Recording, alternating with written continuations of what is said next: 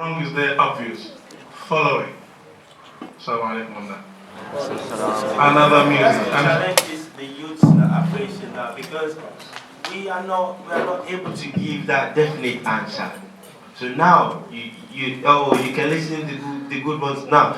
You now buy a CD of collection of different songs, Nigerian songs. You hear some ones that are good. They are the CD just keep to overcast it. The youth say, "I was be live not so So it's more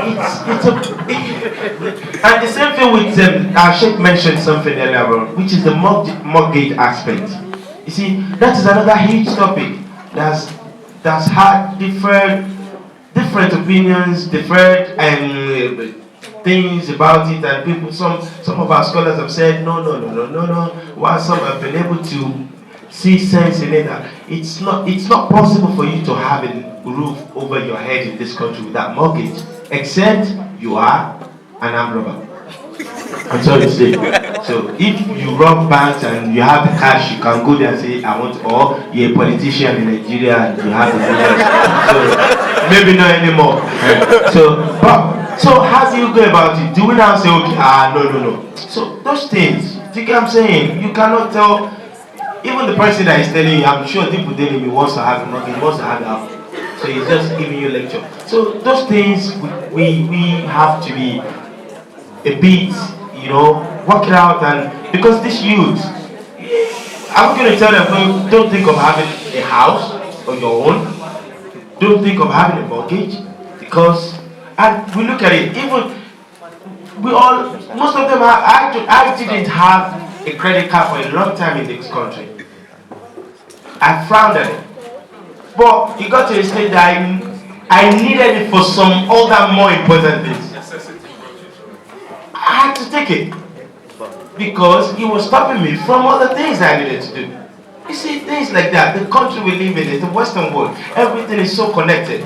So one thing we say, oh no, it's connected to so many other things. Do we tell them don't take more? But you having a chair in your house, a sofa in your house, and you want to get it on HP and start, those kind of things, they are just, it's obvious that you just feel like sinning against Allah. You want to drive a car 2016 and you go and take it on HP when you can afford £2,000 car, but because you want to drive 2016 car, you want to go and pay interest rate. That is sin. You have no excuse in the sight of Allah for that. Because you have £2,000 cash, you can buy a car, which is your standard, which is what you can afford. But because you want to drive 2016 car, you have to go for £20,000 car, they made it £30,000 because you're going to pay for it for 4 years. How do you explain that to Allah? So there are some things that we know it is necessity that brings us into it, like a mortgage. You can't do without it. So may Allah make it easy for us. Amen.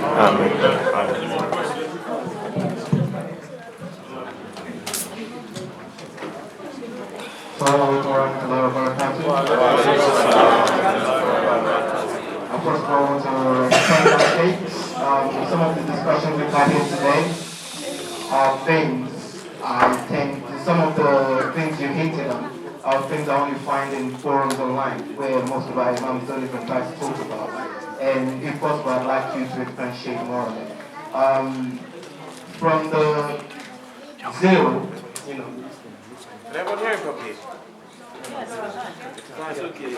from the zero against the religion, as a religion of Islam, as we know at the moment, you touched upon political aspects of it, where they just bring religion into it.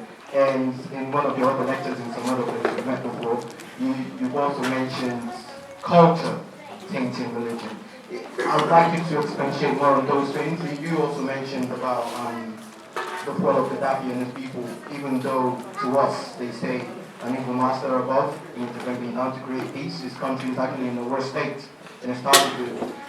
I would like if you can expatiate on it, where we actually differentiate politics, culture, and religion. Most people say it's a one, because our Prophet Sallallahu Alaihi Wasallam lived in a time where it was an imam, he was also a political leader, and you know, he was also a welfare. And a father. Yeah, and a father. You know. So people tend to bring those things together when they refer to Islam, whereas his time was just like that. It's not the same in this day and age. We need to separate, you know, to try and separate the three. They're not the same. And hopefully make understanding of Islam better for us youths, as well as making it easy to discuss with people from other religions or atheists, because the first thing they say when they bring it in with the religion, they bring political aspects into it and blaming it on Islam, which is not always true. Thank you very much, my brother. And I think it's more to do with, I'm happy, that's a very, very good and intelligent question. Because when you look at it, during the life of Prophet Muhammad sallallahu alaihi wasallam, the 3 and the 4 Khalifas after him, the government and the religion, the governance and the religious affairs of the nation, of the Muslim nation, were what? Were one then. It was all one. And it was just one leader. But down the line, it was what? It was separated. And since then, we've not had a peace. So when you see, we've not had a peace since then. So most of the problems we are facing in the world today is political. And I always say, and I say it boldly anywhere I go, it's more political. Go to Syria, the problem we're having there, it's political. It degenerated into religion because religion is an easy tool to use. Go to everywhere in the world. Go.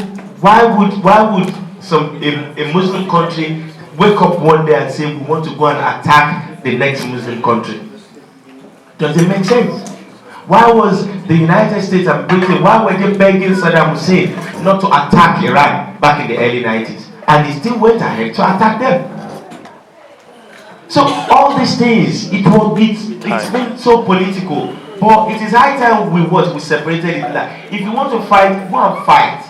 You are fighting for your land. You are fighting, this is our president, this is not our president. Fight it. We will look at you. But don't bring Islam into it. And when you see Palestinians, they don't bring Islam into their fight. And that's why I love them. They let the whole world know that we are fighting a war, a land battle. It is our battle. We will fight it. It's not religious. And if only other nations can make it like we are fighting our fight, make it your fight. Don't make it, oh, come and fight for us, it's Islamic. When you were all enjoying and making money together, you didn't call us. You didn't make it a jihad war. When Saddam Hussein was making millions of dollars from petrodollars, he was the first of the whole world. They were buying petrol for him, not buying from anyone. He didn't call us for jihad war. But when he was going to die, when he was captured, he started saying Allahu Akbar, Allahu Akbar. So it is better we need to use our brain. And that's why I always tell people, if you are called in London to go to Syria and fight, you are going to fight this political war. If you die, you are dying a political death. You are not dying a religious death. You are not dying as a mujahid. You are going there to go into Bashar Assad and some people's fight. It is not a religious war. So how would somebody tell you, a young guy who has a life full ahead of him, full of everything, happiness and joy, and somebody will tell you to come and fight for some people, those people that their children are in Western world enjoying themselves? So I can go on, but I don't want to talk. It's more the situation we are in. It's a very, very it's a very, very sensitive topic. Clearly. You are here to talk. No. So we don't have much time, because when you say something, it will lead to you explaining yourself better. Because if you say one line, somebody might take it. So except you expatiate. That's why I don't want to talk too much. But it's more to do with religion and politics. But we need to separate it. If you call me for a holy war, there are so many process to go through before you can call a war a political war during the life of Prophet Muhammad. That process cannot, I'm saying it cannot happen again in the world we live in. I'm sorry. Now, I'll quick finish it because we have to go for us. The important thing is, my brother, you asked about religion, politics, and the culture. You have to look at the history of Islam. Islam is a nation maker. When the Islam came, when the Quran came during the 23 years, the rest of the things came at once. Islam came for everything, every political, everything which could make a nation. It came. 23 years takes. Prophet ﷺ had a political problem, it came. Prophet ﷺ had a wife problem, it came. Somebody has this problem, it came. So anything it came, therefore we cannot divide it. If you divide it, you will personalize it in this country. Like in this country it says, it's personal. Your religion is yours, keep it at home. Do you understand what they are trying to do? We are political, your religion is a personalized. No, your religion is a way of life.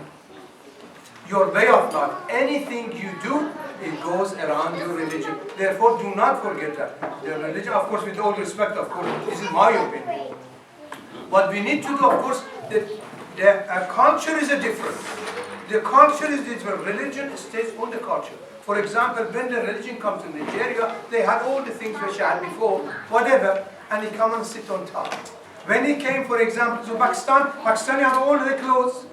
He didn't come from Saudi, the clothes, religion stopped it. When he came to the Bahrain, when he came to the Egypt, they had all the different food, different things. Religion beautifully stayed on top and they accepted. For that reason, they could work.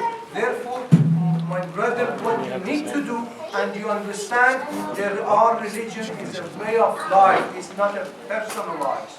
It's a way of life and it's a politics. Whatever you want to know, the religion has. In the Quran, whatever you want to know, Quran and Sunnah to Nabi sallallahu alayhi wa sallam has. I thank our Sheikh and our Sheikh for the time spent for us and the knowledge shared with us and the understanding to help our lives. Appreciate you so much. Unfortunately, today's event, I'll have to leave it to the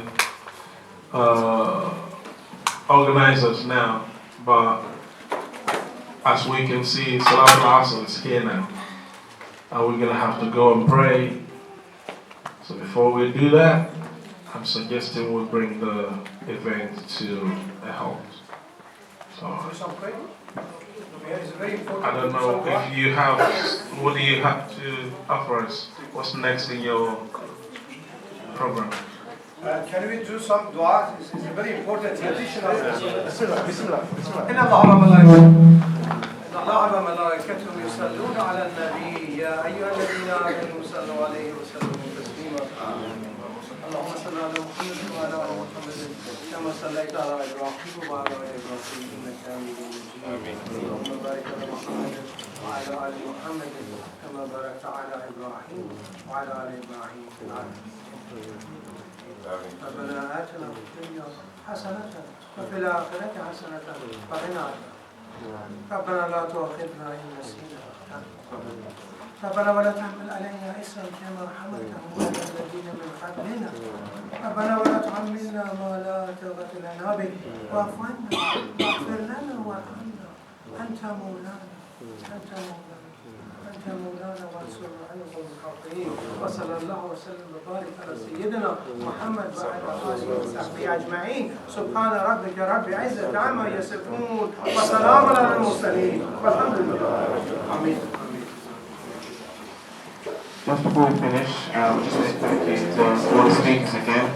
I want to say thank you for everyone in the committee who made this happen today. And also a big thank you to the youth leaders who came from Romford, Mustapha and Sanusi. I hope you enjoyed it today. We plan on making events like this happen again. Hopefully our next one's probably June or July. So if it's possible, everyone can make at least a small donation towards making it happen, and hopefully it'll be bigger than it is now, inshallah. Thank you very much.